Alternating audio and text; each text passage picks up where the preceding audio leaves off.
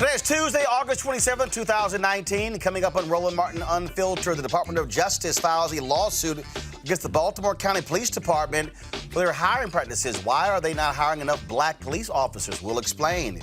Chicago wants to clear tens of thousands of convictions for marijuana possession before the drug becomes legal. We'll talk with the DA, Kim Fox. A former NFL Pro Bowler tweets that his mind is crazy and it's all because of football. We'll talk to the man who diagnosed CTE in deceased football players. And Johnson & Johnson ordered to pay $572 million for their role in the opioid crisis. Also, rapper Meek Mill's 12-year legal fight is officially over. We'll explain those details. You also see my one-on-one presidential candidate, Marianne Williamson. Plus, being at home while black can get you arrested. We'll tell you how.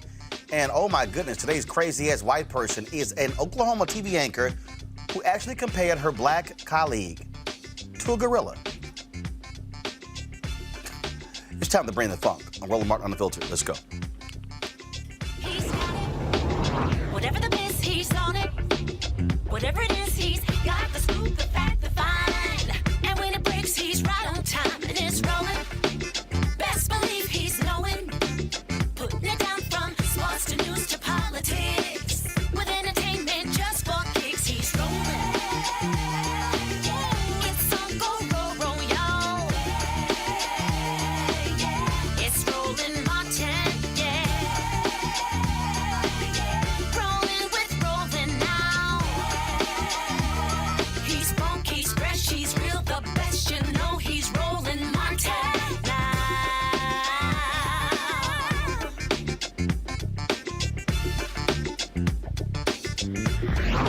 Martin. Talk about a shock. The Trump Department of Justice is suing the Baltimore County Police Department, alleging discrimination against African-American applicants for entry-level police officer and police cadet positions. We're going to talk about why that's so important in the black communities in Baltimore with trial attorney J. Wendell Gordon, who has sued the Baltimore County Police Department in the past. Glad to have you here, Wendell. So to look at this case, first of all, it's shocking that the Trump DOJ, this somehow actually got through William Barr, because this Department of Justice has always been about, frankly, coddling police departments as opposed to holding them accountable. Yeah, in fact, this is breaking news for Baltimore City. In fact, before I came on your show, I was out talking to some colleagues in this downtown in the city, and I told them about the breaking news, and no one even heard of it yet. So they hear about it. They'll probably hear about it tonight on the 5 o'clock news. But it's incredibly shocking. It's incredibly timely at this point because Baltimore County has been getting away with a lot of discrimination on all accounts, not just its hiring practices, but it's also its policing practices. And everybody is normally focused on Baltimore City. They kind of give Baltimore County a pass, but now the focus is going really where it deserves to be and where it should have been a long time ago. And again, so break it down for us, what DOJ is alleging and saying they are discriminating against black applicants. Apparently there was some testing that was taking place, and the African-American applicants weren't faring very well on this testing, but the white applicants were. And when that occurs, there's supposed to be some type of recognition and basically fixing this problem, and that hasn't occurred. So basically DOJ said, yeah, you discriminated. It wasn't intentional, but it's still discrimination and you have to fix it. And while you're fixing it, you have to restore these African-American applicants to where they would have been had the testing process been fair. And basically what we're looking at is an unfair testing process that allowed African-Americans not to be hired because they could not pass the test, not because they didn't have the aptitude to pass the test, or not because the information contained on the test is relevant or important to their abilities to perform their duties, but because it's basically just discrimination. What people don't understand is that when you talk about discrimination in police departments and fire departments, the testing has been an issue we have seen since the 70s. We've seen this take place in New York and Chicago, all across this country when it comes to the test. I agree with you. And this is basically the ghost of the past, where we used to fight very hard and valiantly to get some of these issues resolved. Now here they are rearing their ugly head again. in 2019, and not to the surprise of anyone, but certainly to our dismay. I mean, we're just tired of it, and I'm glad that DOJ is finally doing something about it. I wonder how much the actual Trump administration had to do with this. I wonder if they even know what was going on, because it seems so opposite or contrary to the views that he seems to hold on a national level. But believe me, I was shocked. In fact, when I heard on your show that it occurred, because that's where the news broke. It actually broke on your show. No one's talking about it.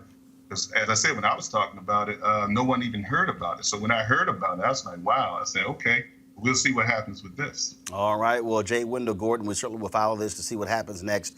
Thank you very much for joining us on Roland Martin Unfiltered. Thank you. All right, then, folks. Let's go to our next story, and that is possession of an ounce of less of marijuana will be legal in Illinois beginning in January. The law, which was signed in June, also recognizes that for decades, people caught with small amounts of pot receive stiff fines, possible jail time, and criminal convictions that dog them for life. So what will that mean for people who are serving time for a nonviolent offense? In just a moment, we'll be chatting with Cook County State's Attorney Kim Fox. We're going to go to our panel right now, though. And so let's welcome to our panel. First off, we have Kelly Bethea. Of course, she is communication strategist. We have Jason Nichols. He, of course, a lecturer, African American Studies, University of Maryland, and also Melik Abdul, with Vice President of Black Conservative Federation. And I'm going to bring in Attorney Fox right now. Kim, how you doing? I'm good. How are you? Doing great. This is obviously critically important when we talk about what is happening with these convictions all across the country. We're seeing individuals who are still in jail due to marijuana possession, but these states have not made it legal. I mean, I don't understand why it's not being made part of state law to vacate all of the convictions if you're going to make marijuana legal. That's right. And in Illinois, Roland, we did just that. We recognized that as we were moving towards legalization, we were the 10th state to do so. All the other states had done it by referendum. We were doing it by legislation. And so we made sure that we were at the table to say that any legalization bill would have to have conviction relief for people who were already convicted for marijuana possession. And so I'm very proud that we sat at the table as part of those discussions. And when the law takes effect January 1st, we have a mechanism in place for those who had previous convictions to vacate those convictions and ensure that no one is sitting in our jails for previous marijuana. How many folks are we talking about will be impacted by this? You know, we have estimates up to 770,000 people statewide. Here in Cook County, we have about 72% of those folks of that 772. Wow, that is a huge, huge number. And if somebody is in prison right now due to marijuana conviction, then what happens to them?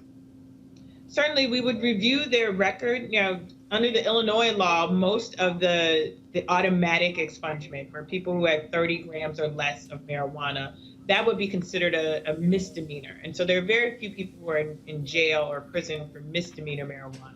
For anyone who has 30 grams or more, up to 500,000 or 500 grams, that's a felony. What we can do is then review those who are currently incarcerated to petition to have those folks released.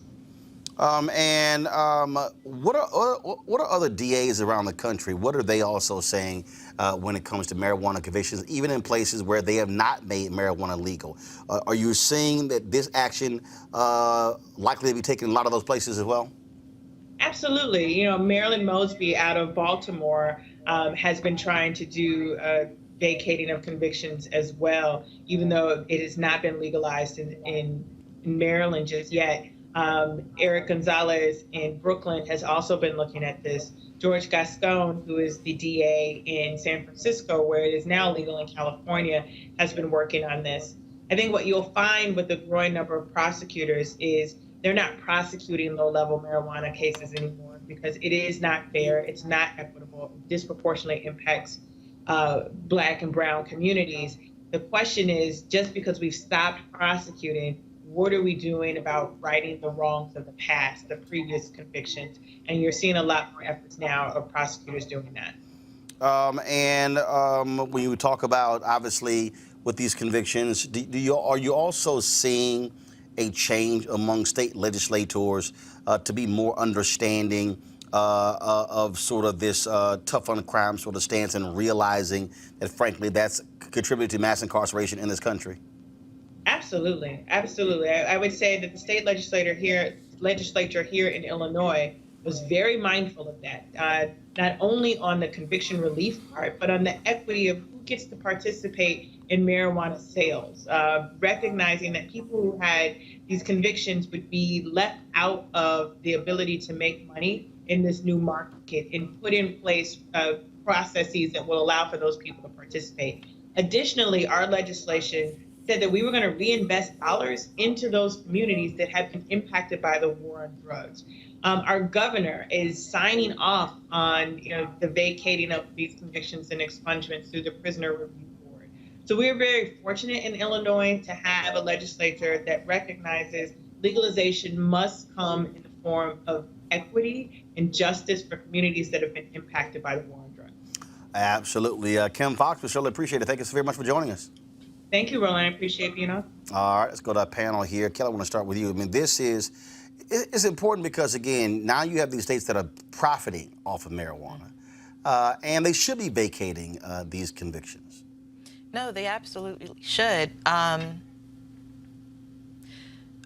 It shouldn't have been a crime in the first place because marijuana, once upon a time, was just kind of almost like the equivalent of persona non grata. No one really thought about it. But now we're in a place where, thankfully, it's not. At least in D.C., it's becoming more commercialized, and people are actually seeing the medical benefits of marijuana. And I think that hopefully people all over the country will see that. But on a side note, I think that once white people actually become affected by something, that's when it starts to become, radically changed. We're seeing this with the opioid crisis, first with crack. People didn't really think about it and just thought it was like a black people problem. But now that opioids are in the white community, now all of a sudden it's a health crisis. Although it was supposed to be that in the first place, I kind of liken that to the marijuana. It was never a bad thing. They just criminalized it because I feel like black people were using it. So I just couldn't agree more with the decision that Chicago's making. I think that a lot of lives will be changed for the better because of it. Jason. Yeah, I mean, I agree. We've known for a long time that marijuana is, not a gateway drug. It's something that people use recreationally. I think there's something as many as 80% of Americans believe that marijuana should at the very least be decriminalized, if not completely legal. So it really doesn't make sense that we made this kind of crime, and I think we've been profiteering off of it, whether it's through private prisons or the mass incarceration. There have been many people who have been profiteering, and now definitely these people's sentences should be vacated. And not only that, I would also add that a lot of marijuana dispensaries in places that it is legal, very few of those have been licensed to black people. And so I think that that's another thing that needs to happen, is that if people are going to profiteer off of marijuana, then I think our community deserves our piece too. Bellick? Well, this is one of those moments where I can say, good job, D.C. Currently in D.C., you can be caught what I think about 2 ounces of marijuana. You can grow up to, I think, 6 plants. Just recently, it was the mayor. She actually, and it's in the process now, where she's getting ready to sign a bill to legalize recreational marijuana. And the council earlier, I don't know if it was this month or the month prior, the D.C. council unanimously voted to expunge the records of people who had been previously convicted of marijuana convictions. And what was happening in the past under the old law is that those records could be sealed after 8 years.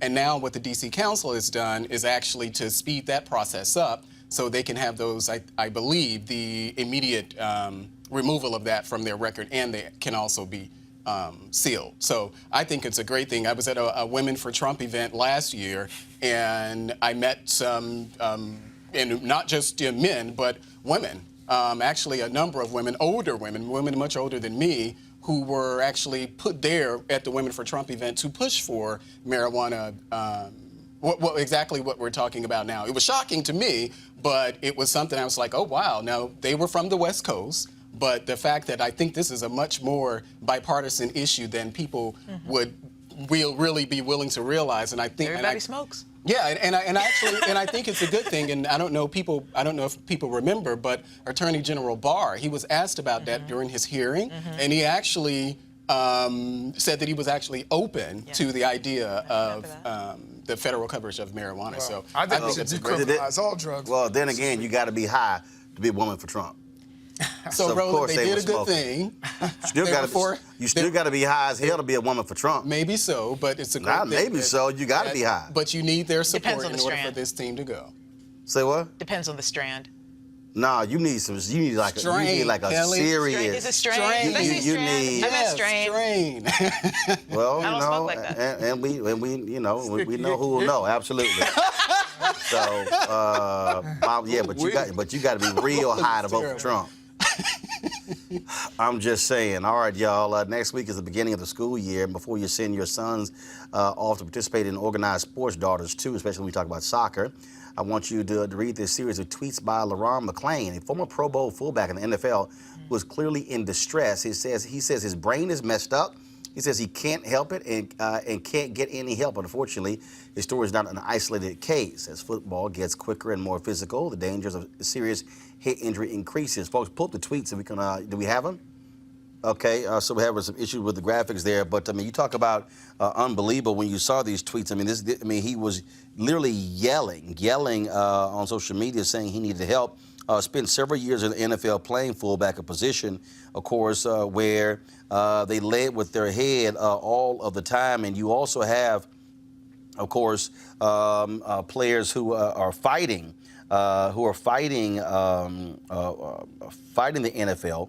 There was a class action lawsuit that also took place. And so this is what he tweeted 12 hours ago. Another sleepless night. Go to my iPad, please. Another sleepless night, another day, another opportunity, though. Stay positive, kings and queens. It's hard, no lie, and I'm scared.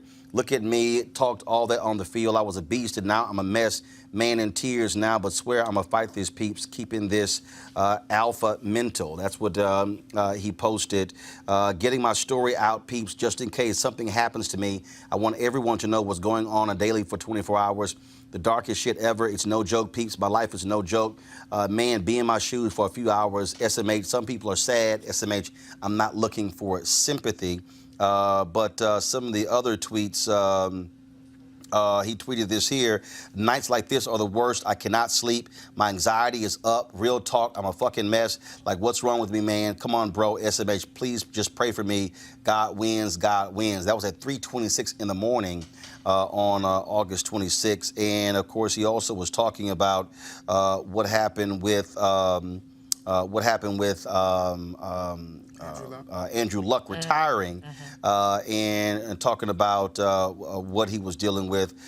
This is what he tweeted at 8:42 a.m. on August 24th. Need to tell my story of how my head is crazy and how football did it. Please, someone help me get out of the NFL, get this out. The NFL puts paperwork in our faces, and that's it. Yes, it's programs. Fuck all that. I need help now. I need a plan. He said they don't fucking get it, man. And so, again, a number of tweets that he sent out just crying for help. Joining us right now is the noted forensic pathologist and neuropathologist, Dr. Bennett Omalu. Of course, he was the man who diagnosed CTE, and of course, with Mike Webster, the Hall of Famer with the Pittsburgh Steelers, who died as well. And Dr. Omalu, when you see these tweets from LaRon McClain, what do you say? What do I say? It's what I have always said. When I said it, people called me all types of names. Knowing what we know today, and this is for every parent out there, knowing what we know today, there is no reason whatsoever why a child should play football in America today. playing football causes brain damage, permanent brain damage. There is no cure for it. Once the damage is done, it is done. And from studies, just after one season of playing football, your child's brain is irreparably damaged. Just after one season. If you play high school football for one season, your child's brain receives about 1,400 blows, violent blows. For college football is about 1,600 violent blows in just one season. So knowing what we know today, when you play a game like football, not just football, ice hockey, mixed martial arts, wrestling, boxing, rugby, when you play these games, you have a 100%, and I repeat, 100% risk exposure to brain damage. So cases like this, I receive so many emails from all around the world on daily basis of people like the person we're talking about. So the damage is already done. There is nothing we could do about it. But for children who have not suffered the damage, if your child is playing football today, you need to pull him out. No, there's no reason for any child to play football until that child becomes an adult and makes up his or her own mind if he wants to play a game that would damage his brain. And as African Americans, I'm black too. I came from Africa. I'm an American now. The single group that suffers the largest amount of exposure and damage are African American men. So this has become a civil rights issue of our time. Many young black boys are damaging their brains. When you play this game, you suffer from major depression. You have almost a 400 to 600% increased risk of committing suicide. You lose your intelligence. You're less likely to attain high levels of education. You're less likely to get a job that requires complex thinking. You're less likely to become successful in life. You're more likely to become an alcoholic. You're more likely to abuse drugs. You're more likely to engage in impulsive behavior. You're more likely to engage in criminal behavior. This is very well established. In 1957, the American Academy of Pediatrics said that no child under the age of 12 should be playing football in America. This is in 1957, 11 years before I was born. So what is going on? I have a public high school about 5 miles away from my house. Every Friday night, there are so many cars in the parking lot. So one day I was driving home. I pulled over to see what was going on. I walked in. They were playing football. Over 95% of the students, of the boys on the field, were blacks. Meanwhile, a private high school that is about 10 miles away from me, they don't have any football program. So, Doc, let me ask you this question. So when you say, what should, from your point of view, if someone wants to play football, what should be the age they should start? There is no age to start playing football. It's inherently dangerous, just like there is no age where you should slam your head on the wall. But because we live in a free society, once you become an adult, 18, you're free to do whatever you want to do. You have every right to exercise your freedom and liberty. If you want to engage in deep-sea diving, that is your prerogative. I will support you. If you want to engage in skydiving, wonderful for you. But not children. Children have not reached the age of consent to make up their minds, to even understand the intricacies of what they are doing. And so no child should play these games. Children should engage in brain-friendly sports, non-contact, swimming, volleyball, basketball, baseball, So many games. However, these non-contact sports should still be played safely because there is still a very minor risk of accidental injury. The NFL fought you aggressively, and now they are, they say they're making great strides. Do you believe that the NFL has done enough? And what do you think about what's happening on the college and high school level as well? I've traveled all around the world, and what I tell parents is, let us not make this about the NFL. The NFL is a corporation that is there to make money, and they have every right to make money. The NFL is a legitimate corporation, just like every other legitimate corporation, Apple, Google, Microsoft. They sell a product, which is football, entertainment, sports entertainment. They want to make money. The NFL is not there to take care of your child. That is not what they're in business for. So let's not make this about the NFL. Let us make this about the dignity and integrity of each and every life. My Middle African name is Ifa Kando. It means life is the greatest gift of all.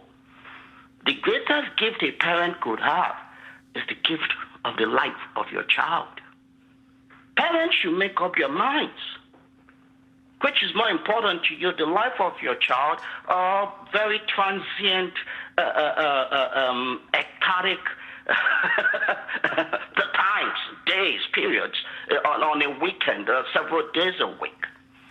I wouldn't let my son play, and I wouldn't ask someone else's son to play. And this is not just my personal opinion. This is the position of science. Mm-hmm. Like this is not Bennett or Marlowe's opinion or perspective. No, this is the truth. This is the fact of science. But what if you've noticed, that's exemplified by our politics today, as a society, we are beginning to deny and reject the truth for what it stands for. There is only one truth, but the truth frequently is inconvenient and many times painful. So as a society, what we're beginning to do is to develop alternative truths that will serve our convenience. Mm-hmm. That is a road to darkness. Doctor. Embrace the truth, respect, recognize the truth for what it is. And the truth in this is there is no reason whatsoever a child, knowing what we know today, I'm not talking about the 1970s, the players who have played and suffered brain damage is unfortunate. Mm-hmm. Medicine cannot reverse the damage. That's a fact. But what about the future? What about the future? What about children whose brains have not been damaged? Mm-hmm. And as a physician, I'm mandated, I'm required to tell the truth. To tell the truth to parents, to children. And as a Christian, I'm even more required. Mm-hmm. Okay? Dr. The truth sets you free. The truth is liberating. So we need a radical change in our propositional value, in our value judgment system. Yep. Many parents will tell me, oh, my son is going to get a scholarship. My son will get into the NFL. Less than 0.03% of football players make it to the NFL. And parents that believe that the NFL will make my son wealthy, that is a big lie. Football players are the lowest paid athletes. I don't know if people know that. The average salary, an analysis I did a couple of years ago, is about $1 million. The professional span of a football player's career is about 3 to 5 years. So you damage your brain for only $3 to $5 million, and then when you're taxed, the money that gets into your pocket is about $300,000 to $400,000.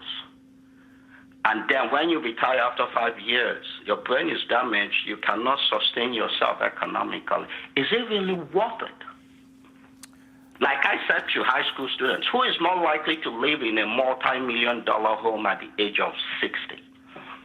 a doctor or a lawyer or a football player? Of course, the answer is very obvious. If you're a lawyer or a doctor, you're more likely to live in a $1 million home at the age of 60 than a retired football player. It's a great point, Dr. Amalo. And it is certainly, again, when we look at these stories, it causes great concern. Dr. Ben Amalo, we certainly appreciate it. Thank you so very much for joining us. Thank you. Bye-bye. Good our companion here, Jason. This is, look, I don't have kids. I guarantee you if I did, they're not playing football. Yeah, I agree. I have a son, and I played football in high school, and I have a son who's 5. And honestly, he's going to play baseball. He's going to play some of the sports that Dr. Amalu alluded to. It's just not worth it. I think there was a sports science. I really enjoy those sports science things that they do on ESPN. And they did one on DeMarcus Ware. And they said basically if he hits you with like a 5-yard running start, it's literally like a truck hitting you, and it will concuss you. And a truck hitting you, you could die depending on your preparation for it. So that to me says, and I love that Dr. Amalu pointed out the economic point, which is they're the lowest paid athletes. You're not going to get a Bryce Harper or some of these, the other salaries that you would get in baseball or in other sports. To me, again, this is also an economic and a cultural thing where African-American youth are attracted and pushed towards football rather than other sports. But, I think that now we are starting to see that this is, the risk is not worth the reward at all. Melik, when you see these tweets, Homeboy is just McClain crying out for help. Yeah, that's heartbreaking. And, as Jason said, this is really cultural. And it's really, and I don't know if any other country has football. There's some, but it's not growing to the extent that we have it. But it's something that, it's a part of an American tradition. And so what you are seeing, you're seeing a lot of parents choosing not to allow their kids to play. And so definitely support anything like that. I like what, the attention that has actually been drawn to the concussion issue. That, and a lot of football fans like me, back in the day would get upset, if one of our players was hit. And it's like, well, get up. It's like, you were just hit, get up. But now that we're really starting to look at the effects of that, I think it's a great thing. And I hope that even in our, communities like ours, that's why it's important. I love what's happening at Howard with the golf, Stephen Curry, what he's doing with golfing, because the more that we introduce we excel in everything once we're in it. So whether it's swimming, whether it's baseball, basketball, anything. And so the more those type of sports are introduced in our communities. And accessible, yeah. Yep, the better it'll be. Just to piggyback off of what Malik was saying, I'm a little conflicted about this because while I agree with the doctor, at the same time, this has to deal with access. A lot of schools don't have baseball programs. A lot of schools don't have golfing programs or swimming programs, let alone a swimming pool. So all you have at these lower, elementary level of education, these institutions, elementary school, middle school, high school, is a football field. It's not a question they don't have it. Bottom line is football's a revenue-generating sport. No, and so it is, and the reality is, out of all those sports you mentioned, football actually has more players. So the problem is you have 30 or 40 or 50 people on 60, 70 on a football team where, hell, that might end up being 5 sports combined. The reality in America is that football is a revenue-generating sport. And I agree with money. It's just flat out. You're absolutely right that money. it's money, but I also understand the fact that there are schools out there that don't have other programs. No. They don't have other programs because football is a revenue-generating sport. Right, so they invest in the football and not into the other programs No. have. It's not that they invest in the football program. The football, this nation, this state, football now is a religion. Right. Football now owns Sunday. Right. Okay. And Right next to church. So what has happened is it is so deeply embedded. The NFL is a $10 billion a year corporation. They make more money than all of the other professional sports, including the NBA. You look at it on the college level. You take the Big East. The Big East became the Big East because of basketball. Georgetown, Syracuse, Villanova, Connecticut.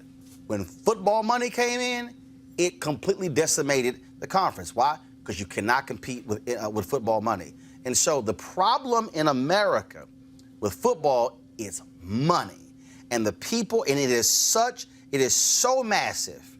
Pro, college, high school. You've got high school stadiums in this country, several in Texas, with $60 and $70 million high school stadiums. So the problem in this country are those who are profiting from football, who are not concerned at all about the health piece. But I'm not necessarily talking about just high school. There are Pee Wee football teams out there. Yes, money. What I'm trying to say, I understand your point about access, but what I'm saying is, what they're doing is, their deal is, this is about money. And so they're making money in Pee Wee. They're making money in elementary school and middle school. They're making gobs of money, and you wouldn't think so, but that's what's driving this deal. And you have people out there who are saying, as long as that money train is going, all right, your head might hurt. Okay, we can teach you how to tackle a different way. But that's what's going on here. And in that movie, Concussion, what the doctor said is, and the problem is they're seeing the shift now.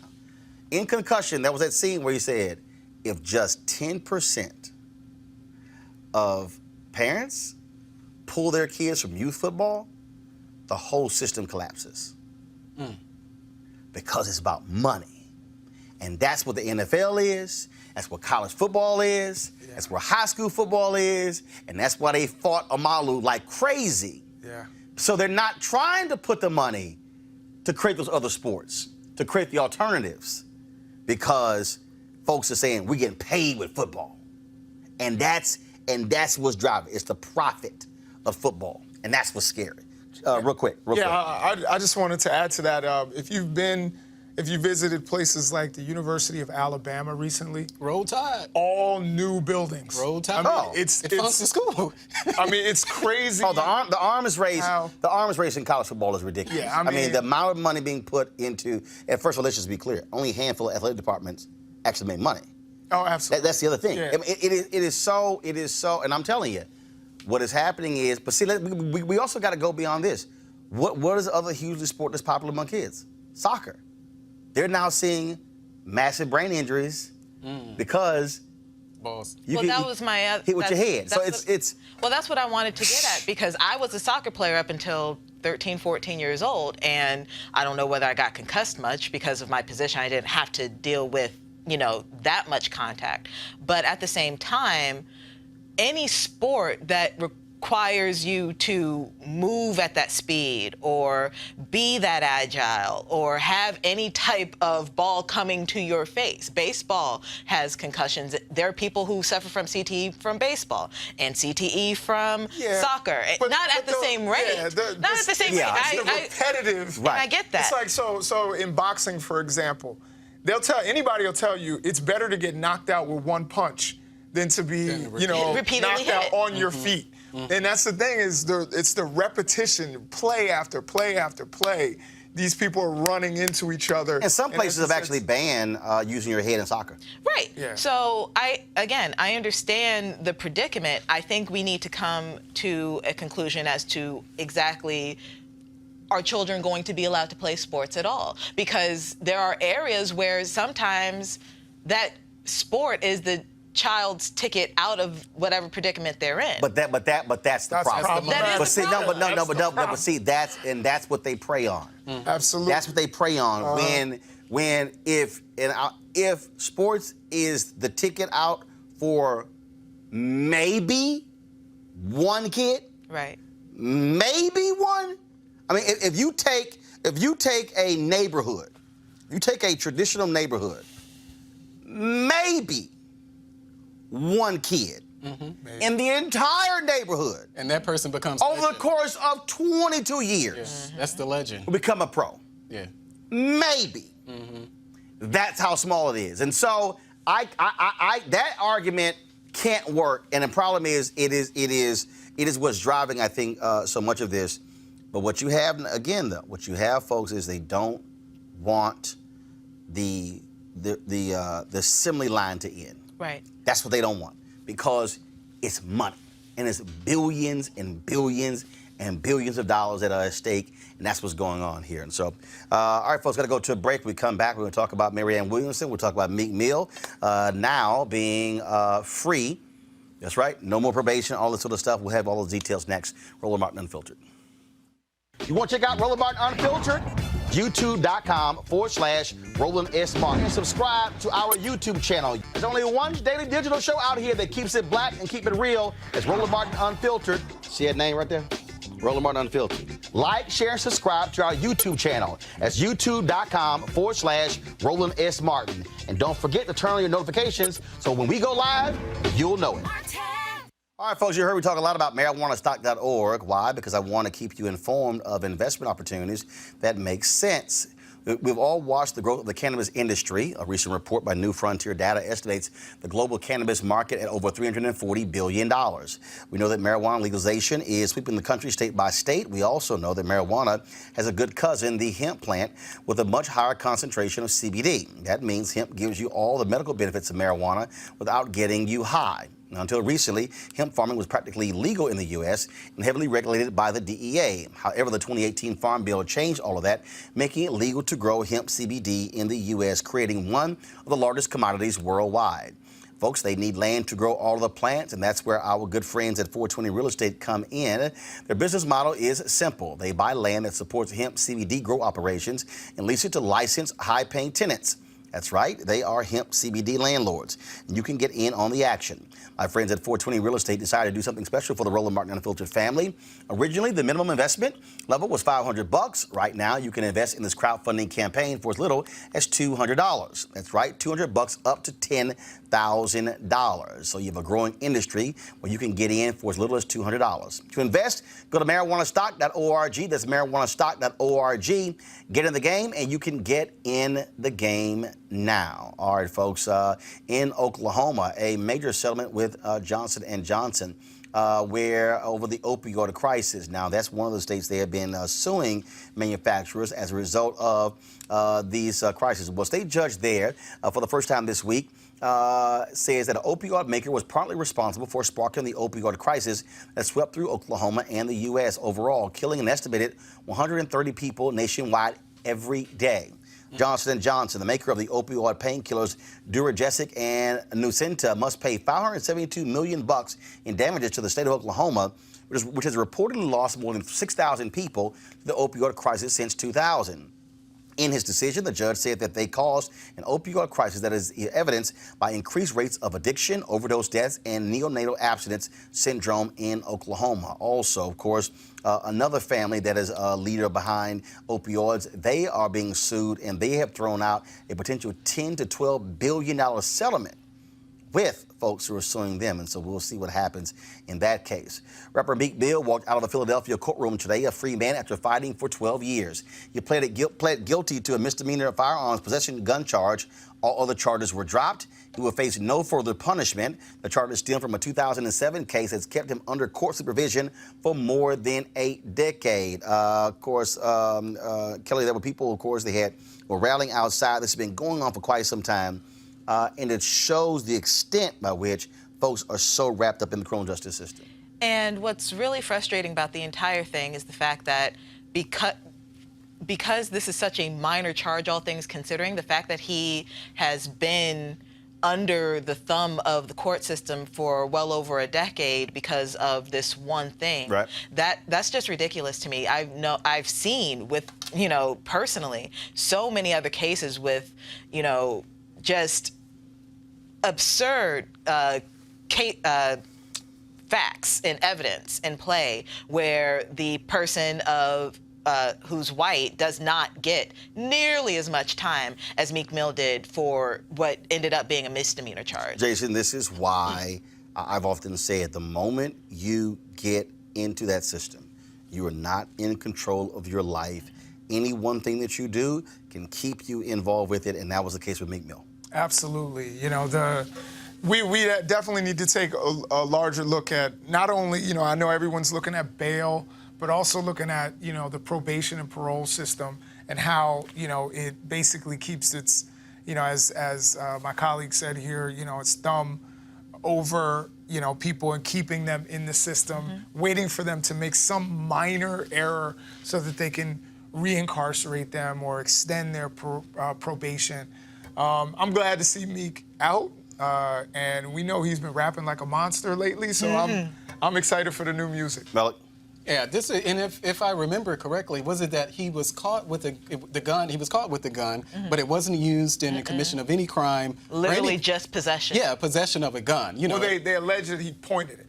That was the thing. But again, the point I'm making is that, again, this is one of those things where the moment you get into that system, Right. you don't control your life. Right.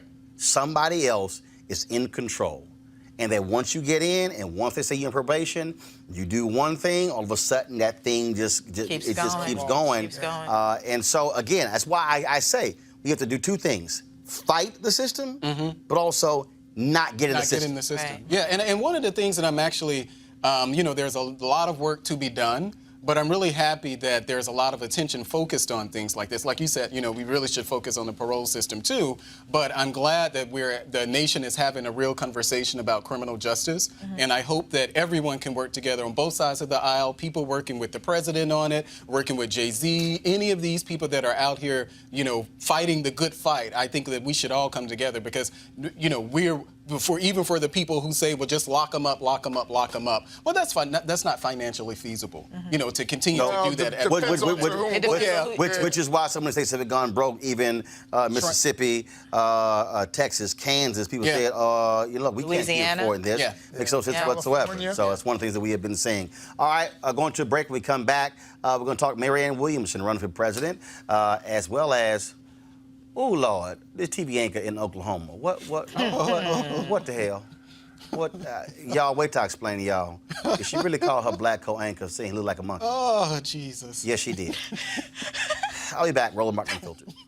You want to support Roland Martin Unfiltered? Be sure to join our Bring the Funk fan club. Every dollar that you give to us supports our daily digital show. There's only one daily digital show out here that keeps it black and keep it real as Roland Martin Unfiltered. Support the Roland Martin Unfiltered daily digital show by going to RolandMartinUnfiltered.com. Our goal is to get 20,000 of our fans contributing $50 each for the whole year. You can make this possible. RolandMartinUnfiltered.com. All right, folks, November 7th through 11th, I want you to join me in Cabo. That's right, the second annual Life Luxe Jazz Experience will be taking place there. An unbelievable lineup there of food and music and drink and all that good stuff. Golf, spa, wellness, all kind of things happening in Cabo during that time, including the Spirit of Jazz Gospel Brunch and the Jazz Sunset Cruise. Among the guests confirmed, actor Mark Curry, saxophonist Gerald Albright, Alex Bouillon, Raul Madon, Incognito, Pieces of a Dream, Kirk Whalum, Average White Band, Donna McClurkin, Shalea, Roy Ayers, Tom Brown, Ronnie Laws, Ernest Quarles. Now, of course, all of y'all going to be on the East Coast and the Midwest where it's going to be cold as hell. Come on down to Cabo. Let's have a great time for 4 days in November. I'm going to be broadcasting Roland Martin Unfiltered from Cabo that Thursday and Friday. And so it's going to be an absolute great time, an unbelievable experience, upscale accommodations, of course, great music and great food and great people. And so we would love to have you join us. Packages range anywhere from $1,300 to $2,000. And again, there's going to be concerts all throughout those 4 days. And so we're going to have an absolute great time. And so I want you to go to the website right now and check it out. Love to have you there. The website is lifeluxejazz.com. lifeluxejazz.com. If you're looking for an absolutely great time with grown people, let me say it again, grown people, y'all can leave the kids at home.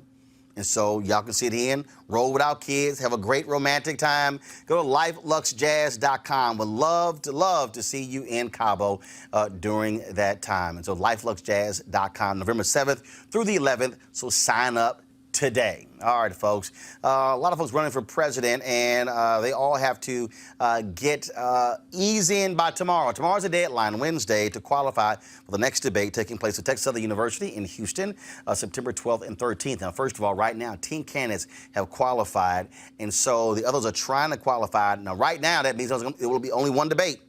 But if more than 10 people qualify by tomorrow, Then there'll be 2 debates. And one of the folks who wants to qualify has yet to do so, because she must be at 2% of the polls, is Marianne Williamson. Well, just the other day, I had an opportunity to catch up with her to hear from her as to why she wants to be president of the United States. I don't think there was a moment. I can't imagine anybody running for president impulsively. There was a moment when the idea first struck me as a possibility, but then that was followed by a year and a half of processing. I had to talk to a lot of people that I respect and admire, and I had to work through a lot of things within myself. I knew it wouldn't be easy, and I knew that I would get a lot of the derisiveness and dismissiveness that I have gotten from certain quarters. I'm not at a point in my life where, like my daughter said, Mommy, why do you need to do this? But I think that for me, as for so many millions of other people, Donald Trump's election changed everything. And a lot of the questioning and considerations that might have had pertinence before he became president sort of drop away. I think the only question any conscious person is asking right now is, how can whatever skills and abilities I have best be used at this moment of time? You mentioned skills, and so unfolded. you mentioned skills. Obviously, to be commander-in-chief, to be president of the United States, requires diplomacy, requires having to work with Democrats and Republicans, requires all sorts of things. And so why do you believe you have the skill set to handle the most important position in the world? Well, first of all, even the skill sets that you just mentioned, it's not like I'm without diplomatic experience. I've worked with many, many people in my life, including people around the world. But more than that, I think that what we need right now is political vision more than we need a political mechanic. You know, what you talked about as political experience. Well, very experienced politicians took us into Iraq. Very experienced politicians took us into Vietnam. Very experienced politicians went along with the war in Iraq. You can have the best car mechanic in the world, but the best car mechanic doesn't necessarily know what path you should take to Cincinnati. And that's what we're lacking now. We have plenty of political expertise, but what we lack is political vision. FDR said the primary job of the presidency is moral leadership. He said the administrative aspect is secondary. And I also believe that not only do we need the skill set with which to govern the country, and I do believe that I have that, but we need the skill set that's going to be necessary to defeat Donald Trump.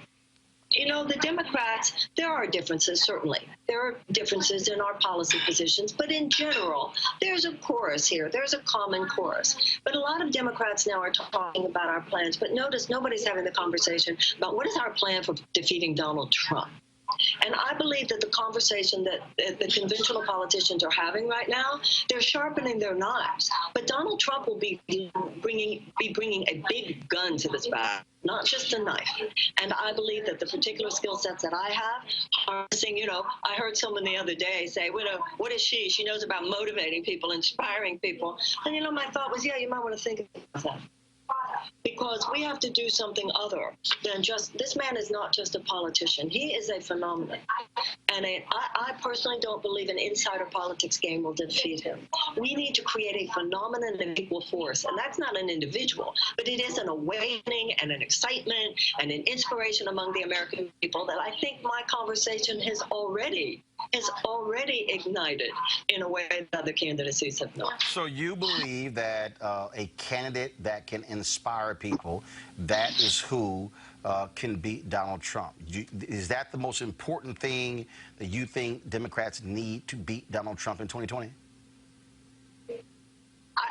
Well, you know, obviously this is a very multidimensional issue, and I'm not saying there's any one thing. But I do believe that, look, let's just look at the math. Donald Trump didn't win, and if he were to win, he wouldn't win again, just because of the people who are so excited about Donald Trump. And we need to remember, if you look at how many people voted for him, the problem was not just who voted for him, but how many people did not vote and how many people voted for Jill Stein. And yes, the people who really want Donald Trump out, they're going to vote for us. And the people who really want him in are going to vote for him. Let's just consider that done. Then you've got a whole universe of people. That's who we need to inspire. And yes, I do. I believe that I'm having a conversation that goes deeper. I think that the conventional political establishment is too narrow a container. It's left over from the 20th century. It's not in alignment with the kind of gestalt and zeitgeist of the 21st century. The 21st century is a far more holistic, integrative conversation, particularly among young people. You got to get deep and you got to get real. I think that's why people have appreciated my conversation about race. People have appreciated my conversation about millions of traumatized American children that we're not even talking about. People have appreciated my conversation about the military-industrial complex and recognize that I and Tulsi Gabbard are the only people even going there. So yes, I think that there's an excitement and an energy that we need to ignite, that we will not be able to harness the same conversation, but just a better version.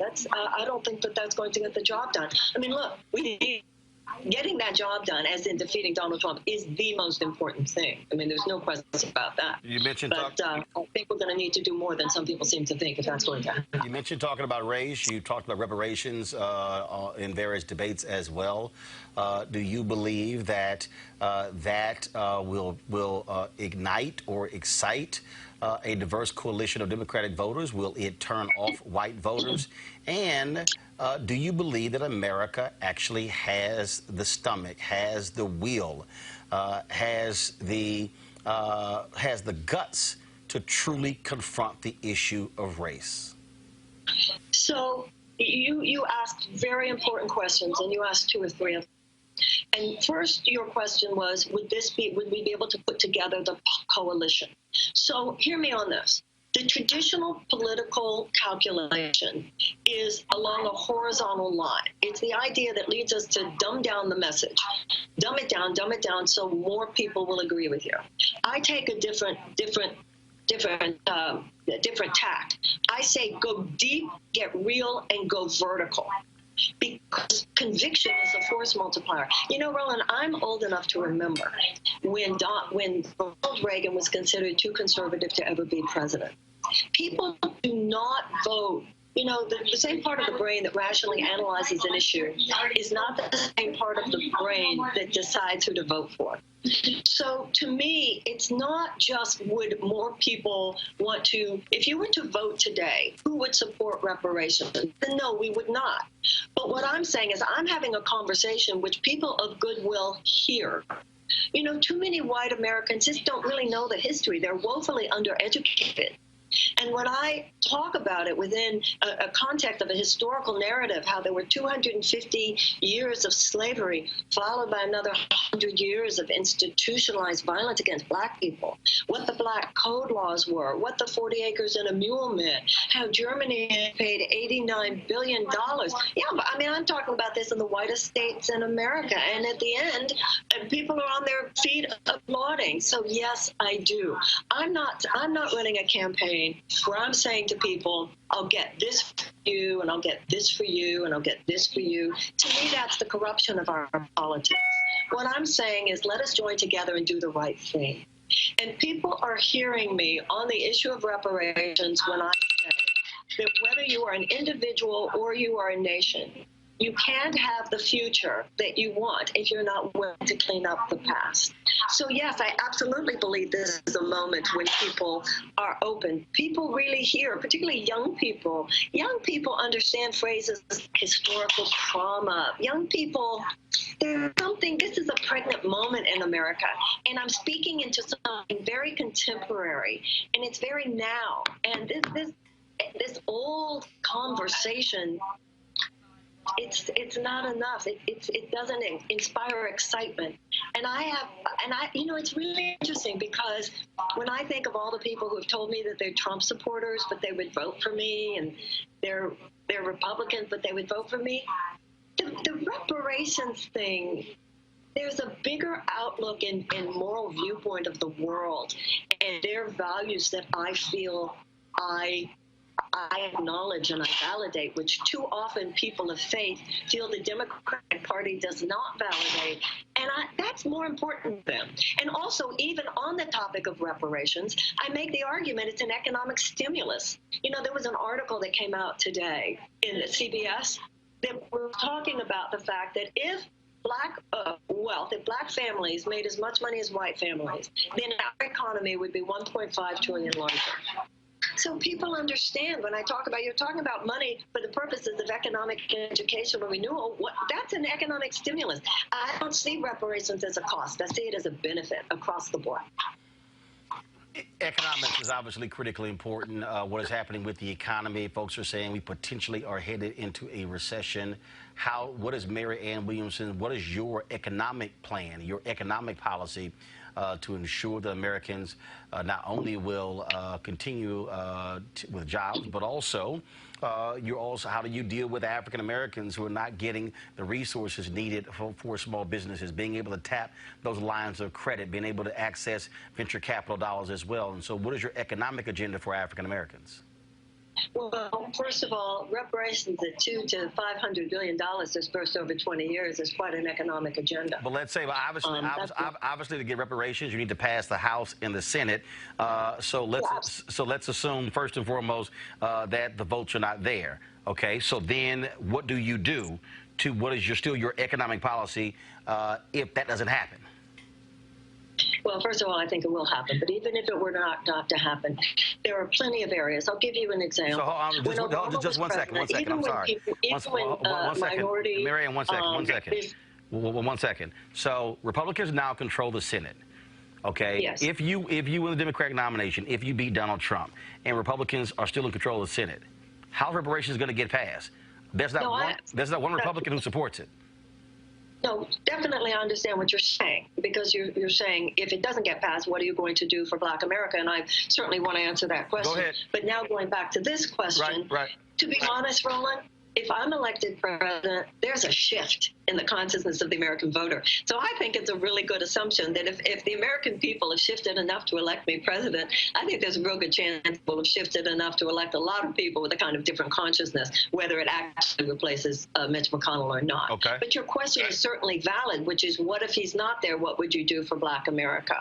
And the issues to me have to do with such things as, even when minority business owners get business contracts, often historically they've had to wait too long to get paid. So even though they could get the contract, they would still go bust. Under the Obama administration, they put in a rule called Pay Quick, where people had to be paid, I think, within 2 weeks. Trump has repealed that. So the various issues that have to do with discrimination, the various issues such as that, various issues such having to do with small business loans, making capital available. See, I believe that the purpose of government is to help people thrive. The purpose of government shouldn't be to cap people's dreams. So anything that helps people access their own creativity and their own productivity, this to me is my philosophy of where money comes from. So it's not just what I'm quote unquote doing for Black people. It's a whole economic theory. Remove as many barriers as possible from as many people as possible so that they can access their own creativity. This has to do with education. For instance, one of my plans is for a Department of Children and Youth. I want every school in America to be a palace of learning and culture and the arts, because we know now how much happens before the age of 8. And we know that in a country where the educational funding is primarily based on property taxes, it is children of color who get the most disadvantage, because if you are in an advantaged neighborhood in this country, a child has a very good chance of a high-quality public education. But if that child is not in an advantaged neighborhood, less so. This is where our genius is in every kindergarten in every neighborhood in America. This is where our potential is. This is where our entrepreneurial potential, this is where think of the millions and billions and even probably trillions of dollars of unrealized economic potential that lies in the fact that we do not develop the brain of every American child. These are the kinds of ideas. These are the kinds of visions. These are the kinds of organizing and values and principles that, to me, should govern all of our domestic policies. Got a couple of minutes left. Obviously, next debate is taking place in September. How do you see yourself breaking through? As it stands right now, when you look at the polling data, you are at the bottom. And when I say at the bottom, we're talking, first of all, most of the candidates are not even above 3%. So what do you need to do to catch fire to get folks interested in your campaign? I think after the second debate, there was a lot of talk about me, obviously. I was considered the breakout candidate by most voices. And then there was clearly an attack on my credibility. She's anti-science, she's anti-medicine, she's crazy, she's a grifter, and it certainly had its effect. That's number one. Number two, I think a lot of people need to ask ourselves who's even being polled. And number three, it took me a year and a half to process my candidacy. I think it's understandable that it's taken a lot of other people time to process my candidacy as well. But it's the voters who matter. And when I'm out there and my crowds are growing and I see the enthusiasm and I know that my words are landing, that is my indicator for whether or not I'm supposed to be in this race and whether or not I'm supposed to continue. As long as I feel that I'm saying things that need to be said, Martin Luther King said, your life begins to end on the day you stop talking about things that matter. Not only am I talking about things that matter, I think I'm the only candidate talking about some of the things that really matter, whether it has to do with children, whether it has to do with race, whether it has to do with war and peace, whether it has to do with the deeper corruption of our economy really and where that's coming from. As long as I feel that other people are hearing it and there's an excitement about it, I'm in this race. And that's democracy. It's not about polls. It's about the U.S. Constitution. And so I'm in it as long as my heart says I'm supposed to be here. And right now, my heart says I'm supposed to be here. All right. Marianne Williamson, we appreciate it. Thanks a lot. Thank you very, very much. No charcoal grills are allowed. I'm white. I got you, bro. Illegally selling water without a permit On my property. Whoa! Hey! You don't live here. I'm uncomfortable. All right, y'all. What in the hell? What possesses a crazy-ass white woman to compare her television co-anchor to a damn gorilla? To see this. This is Finn. We're about to show. Oh my goodness, take a look at him. He's a resident of the Oklahoma City Zoo, and this week the zoo's eighth caretaker took over their Instagram, and we are all loving that they did. And as you can see, Finn was fascinated. Definitely ready for his close-up. Kind of looks like you. We didn't take a picture. It kind of does, actually, yeah. What? Wait, did he say yeah? Yeah, he did. Yeah, y'all heard it, huh? Yeah. Kind of looks like you. Yeah. And he goes, what? Yeah, it does actually. So they, of course, you know, had to come on the air, and there had to be an apology. Press play. Because I want to apologize, not only to my co-anchor, Jason, but to our entire community. I said something yesterday that was inconsiderate, it was inappropriate, and I hurt people. And I want you to know, I understand how much I hurt you out there and how much I hurt you. I love you so much, and you have been one of my best friends for the past year and a half, and I would never do anything on purpose to hurt you. And I love our community, and I want you all to know, from the bottom of my heart, I apologize for what I said. I know it was wrong, and I am so sorry. Oh, Alex, thank you very much, and I do accept your apology, and I do appreciate your apology. I want to let everybody out there know that Alex is one of my best friends. I mean, we do what we do here, and you know, it's not as if we see each other here and then we leave and we go home. We talk every day, or almost every other day. I've told you things. I've shared things with you as a friend, and I do appreciate you, and I do love you. All that being said, and Alex will be the first to admit this to you, what she said yesterday was wrong. It cut deep for me, and it cut deep for a lot of you in the community. I've heard the phone calls, and I've heard the Facebook messages as well. And I guess coming out of this, I want this to be a teachable moment. And that lesson here is that words matter. There's no doubt about that. Changing demographics here in this country, the demographics are changing. We're becoming a more diverse country, and there's no excuse. We have to understand the stereotypes. We have to understand each other's backgrounds and the words that hurt, the words that cut deep. And we have to find a way to replace those words with love and words of affirmation as well. What we do here as broadcasters, we use words. Words are the tools of our trade, much like a plumber would use a wrench or a doctor would use a scalpel. We use. Wait. I can't hear that bullshit. Scalpel? I can't hear that bullshit anymore. Y'all go ahead. So look, somebody should have. I was waiting for a handkerchief. I was waiting for a wipe a tear or something, not just choke up. No, she got her face beat. They ain't no crying. But it was no tear that fell from her eye. There would be no tear. I do think as far as him saying yes, or whatever he said, I think many of us have been in situations where people say things and we just kind of respond. Right. And then later we say, well, shit, hey.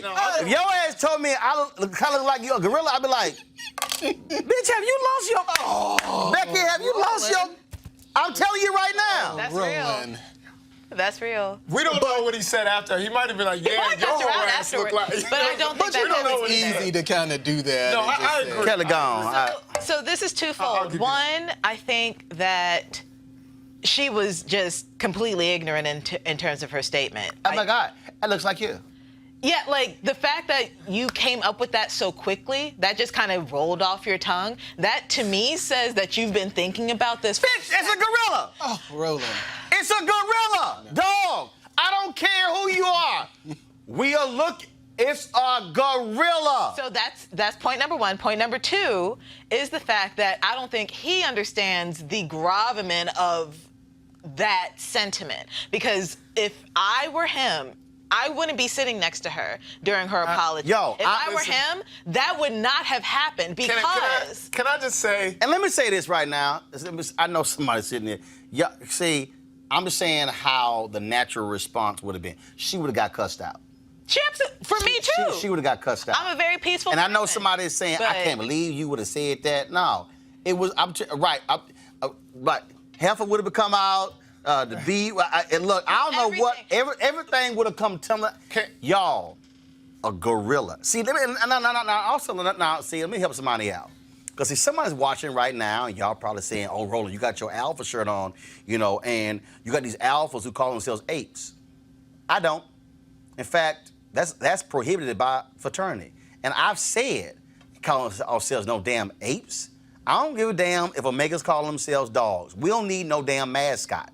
And I will never, and of course, it was outlawed in our fraternity. You can't be putting that crap on shirts and stuff along those lines. And I've said to anybody who's an alpha, if I ever see you with some alpha gear and a goddamn ape or a monkey, I'm like, I'm going to cuss you the hell out. I'm going to cuss you out up and down because the history of black people being called monkeys, chimpanzees, gorillas, is shameful. It's shameful. And for her, right, so easily. Yeah, it was very easy. It looks like you. Right, and then what's worse to me, even after all of that, which was just bad on its own, but the fact of the matter is, as black as he is, and as white as she is, together on that sofa together, that also brings other, negative historical connotations. Absolutely. So that, to me, was more bothersome than the fact that she called him a monkey. Can I be honest? I think... And I'm going to say this because we're unfiltered. I think he wants to smash. He probably already did. Oh, gee whiz. That's what it looked like to me. Oh, when he put his we text each other every day. Gosh. You're my best friend. Man. No, let's not think that the both of them could be married or something. We don't know. I didn't see a ring. I looked. I didn't look, but I'll tell you this. I always look. But I think it's possible for people to have relationships with someone of the other race or whatever and have, be sympathetic to them. You absolutely can have camaraderie. But that was like, I low-key probably slept with you like a week ago, and then you said that. Well, y'all getting way off. Yes! I'm just saying, we unfiltered, so I was just... The bottom line... I said what I said. It was inappropriate, The bottom line for me is, the moment she said, that looked like you. Yeah, that was... Yeah, I mean, I would have said something. Go off. Yeah, I'm telling you right now, TV show would have stopped. You would have heard, What'd you say? Who look like me? See, right there. See, we ain't waiting for the phone call. That's what got me too. No, hold on. Clip, Listen to me. I don't give a damn if it's at the end of a segment. Everything would cease from moving. It would have been like, hold up.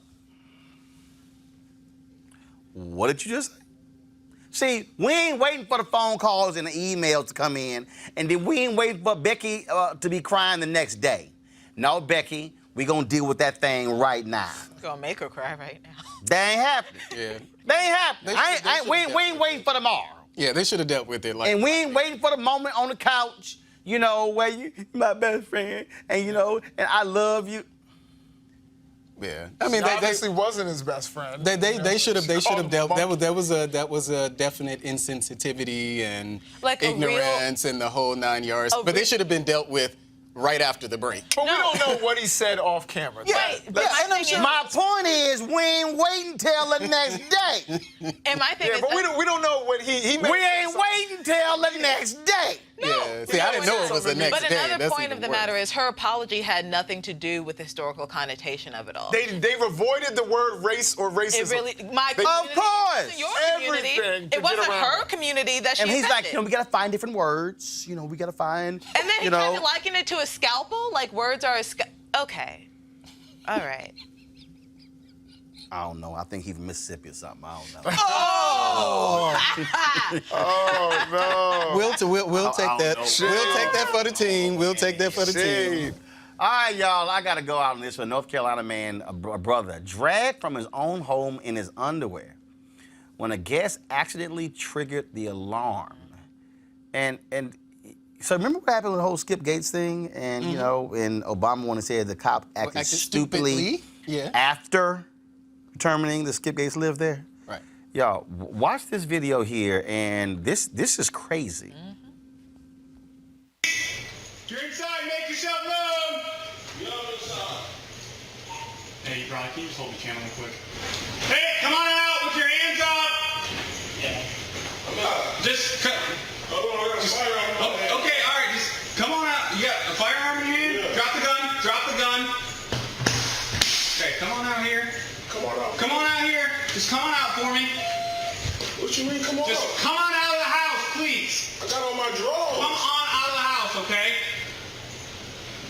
What am I gotta record this shit. Y'all crazy as hell. Hold on. Turn around. Turn around. Put your hands behind your back. Turn around for what? Put your hands behind your back and get down on your knees. For what? Put your hand, turn around, put your hand behind your back and get down on your knees. For what? Turn around and face away from me. Why? Turn around and face away from me. For what? Turn around and face away from me now. I didn't do nothing. Put your hand behind your back and face away from me. I got on drawers. You gotta call your supervisor. They're on the way. Put your right now. Just put your hands. For what? Tell me for what? We got 4-4 alarm here. I got open door. I'm trying to make sure. I just talked to the alarm people. Okay. I just talked to the alarm people. We'll sort that out. Okay. Now just put your hands behind your back. Yo.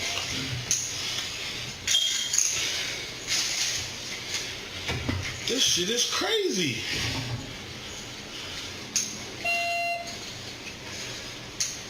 Okay, just have a seat right here, okay?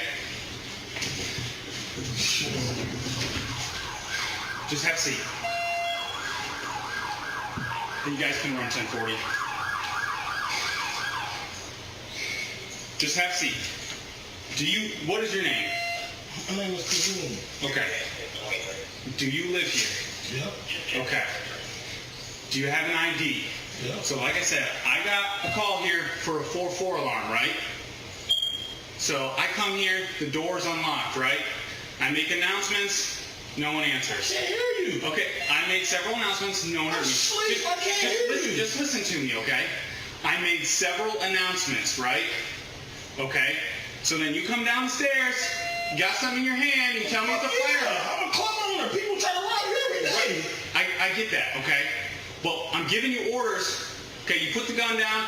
I'm just trying to figure out whether you're supposed to be here or not, okay? I got on drawers, bro. How the fuck you mean I'm supposed to be here? I understand that, okay? So I'm just trying to figure out who you are, all right, and whether you're supposed to be here or not. That's not the point, bro. All right, just have a seat for me, okay? This shit is the craziest shit ever. This is my supervisor. This is Sergeant Bracey. Sergeant Bracey, I made several announcements when I first got here. There were no answers, okay? And then about 5 minutes later, I gave another announcement. He said, I'm inside. I gave him commands to come to the front. He came down the stairwell. He had a firearm in his hand. Of course. Okay. I told him to drop the firearm. He dropped the firearm. You can release the channel, right? I told him to then walk this way and turn around and put his hands behind his back. He didn't want to do that at first. I'm at home, bro. Y'all killing people these days. I'm at home. I ain't bothered nobody. I stay in the house so I don't have to bother nobody. I'm a business owner. I see somebody coming to my door. Of course I'm gonna come down with a firearm. You talking about come outside, get on your knees, and it's I got neighbors outside. Have a seat. What is the problem? Because we're gonna clear the rest of the house. Have a seat. Have a seat. Bro, how do y'all come to somebody's house to do this? Have a seat. What have I done wrong? Wait a minute, Mark. Come on. Let's go. I haven't done nothing wrong. Let's go. Step outside. Bro, I haven't done nothing wrong. Step outside. Sir, they need to come on out. All right, folks. So what happened there was they put him in the car, then they cleared the house. Raleigh police, they are investigating these officers' actions. Okay, now here's what's crazy here. But I don't understand. If you roll up, okay, there's an alarm, door open, understand. Okay, why isn't the first thing you ask for, sir, what's your name? That's the first thing.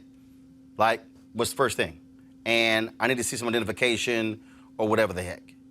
And then when the supervisor comes, sit down. Sit down. And he's standing there. He's calm. He's peaceful. I mean, that's utter nonsense there. Yeah, it's you know, you see these type of things, and I purposely don't watch these. It's the first time I actually watched it here.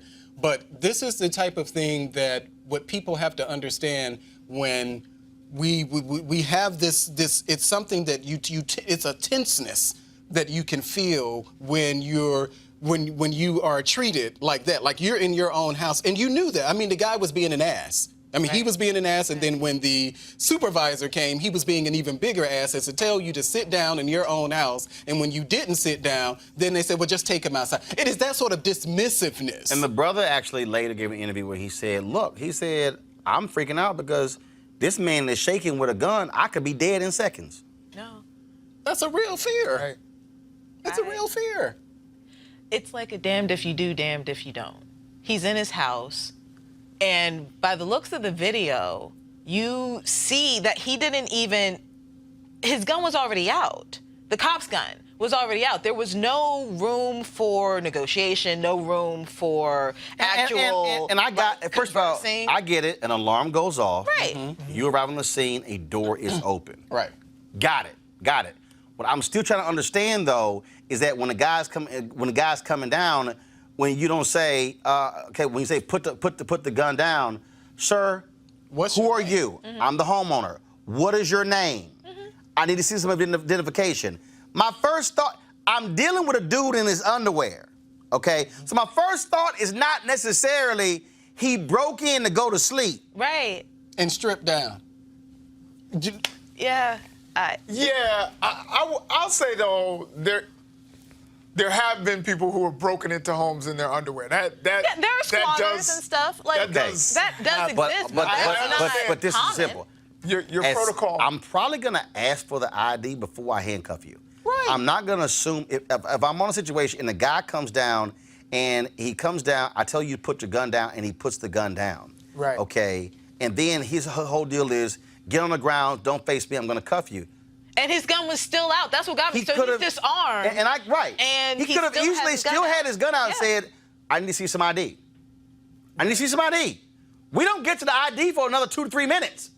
Right. No, that's crazy. The only thing that I would put into this conversation is that he was in his underwear. So if you're going to ask for ID, you know he doesn't have it on him. Where's he going to pull the ID out? So you're going to walk with him upstairs or walk with him around the house. You don't know who else is in the house. Actually, what I'm also going to, if I've told you to put the gun down, what I'm gonna do is, as opposed to tell you to kneel down and turn around, I'm gonna ask you to step outside the middle of the yard. That's what I'm gonna do. I'm gonna ask you to step outside. Yeah. Outside of the house. Well, he asked the guy that initially. After no. No. What he told him was he said step out of the house when he had the gun point. And the again, guy was like, no, which I think is his right. The bottom line here is alarm was turned off. Now it's different if you get to the house and the alarm is still on. Okay, this is for black people. The problem here is again, white cop with a gun on you. He all of a sudden gets trigger happy, get a little nervous. All of a sudden, bullet hole in me, all because a friend set my alarm off, and the guy turned the alarm off. The guy turned the alarm off, went back to sleep. That's what happened. Yeah, and can I just say very quickly Real that quick. I imagine what factored into that from the officer's point of view. When we see this, we saw it with Michael Brown. It was the size. It was his size, and so I imagine that there was a maybe if I'm 5'7", so maybe if it and that's not excusing it, but I imagine that he saw him as a threat at that moment because of his size. And by the way, the brother had a concealed permit for that weapon. And he kept saying it. And that's what he had. So so they're investigating. Of course, we'll see what comes out. I'm still stuck on TV, Becky. I'm still. No, I'm still stuck on that whole deal. I'm just letting y'all know right now. Whole morning show would have stopped. Whole morning show would have stopped. We would have had a come to Jesus moment right there. Church would have commenced right there. And I just and advertisers on hold. And the thing that people need to understand is that what we are dealing with in America, we're still dealing with people who see us that way. You would never, I guarantee you, TV Becky would never say to the woman doing the weather, if a woman doing the weather, oh, that pig look like you. Nope, wouldn't have happened. Wouldn't have happened. And for people out there who somehow think, well, these things really no big deal. No, this is the reality of being black in America. Serena Williams last night just dog stomped Maria Sharapova. And Serena Williams and Venus Williams have had to deal with people questioning their sexuality because of their size. Oh, look how big they are, muscular, look like men. All those different things. Radio talk show hosts have said some of the most nasty and vile things. We are still dealing with that in this country. It is because in America, for the last 400 years, black people have been compared to animals. We have been seen as that. And what she and her, it was innocuous. It was just sort of a moment of laughter. No, that is how we have been portrayed in mass media for 4 centuries. And we need to understand that whole view. And so when people look at us, and this is why I tell people all the time, don't ask my ass if I played football, because you see me wearing Texas A&M gear. Because what you're doing there is you're saying that when I see a black man wearing the gear of a major university, surely he must have played football. See, we need to understand how deeply embedded this thing is in the consciousness of the country. So when somebody sees us and they go, oh, you must have played football, what they're really saying is the only way you could have gone to that university is through sports.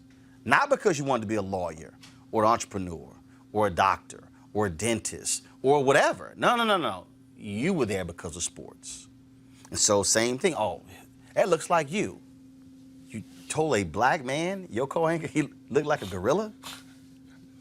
We need to understand how that has the psyche on black people, which is why you got black people who are running around wanting blonde hair because America has said the beauty standard is a blonde woman. The folks who change their eyes. When you go to these African nations where skin lightening cream is selling like crazy, bleaching their skin. Hell, Sammy Sosa went from a black man to a white man. You have to understand the power of white skin, on the consciousness of people of color. We have been assaulted with that in this country for 400 years and other places for a very long time. And so don't try to act like it's not a big deal when it is. All right, folks, I want to thank our panelists. Really appreciate it. Thanks a lot. You want to support Roland Martin Unfiltered, please go to RolandMartinUnfiltered.com. Join our Bring the Funk fan club. You, of course, can join it via PayPal, Square, as well as Cash App. We appreciate all of you who have become donors. We're going to celebrate, of course, our first anniversary. It's September 4th. It has been a fabulous first year. We appreciate all of you who have subscribed to our YouTube channel as well. And so let me give a shout out also to the folks who have given to us on YouTube while we have been live on the air. The Sage, thank you for your donation as well. So I appreciate that. And so thank you so very much. All right, folks, I got to go. I'll see you guys tomorrow right here, Roland Martin Unfiltered. Holla!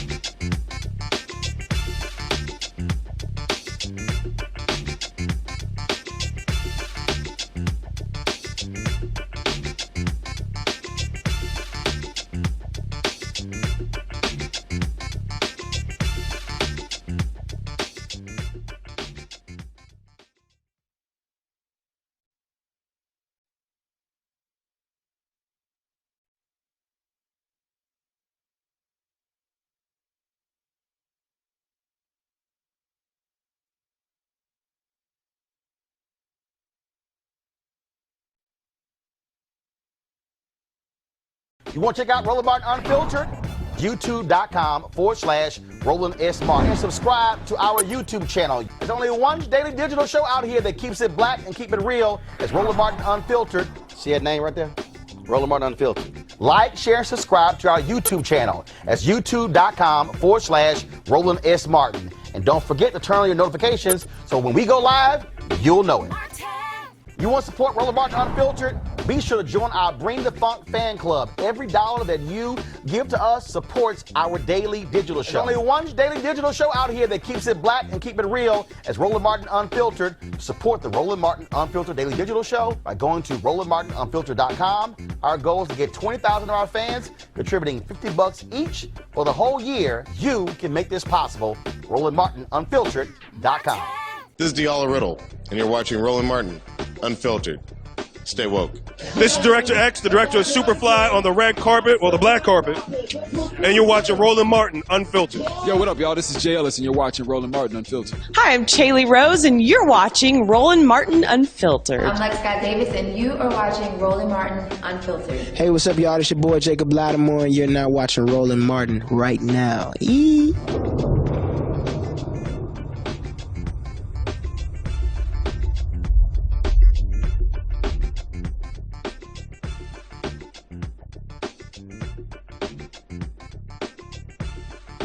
Hey fam, want to check out Roland Martin Unfiltered? The blackest show on all of digital, cable, and broadcast. Check out our audio podcast. There's only one daily digital show out here that keeps it black and keep it real. It's Roland Martin Unfiltered. Press play.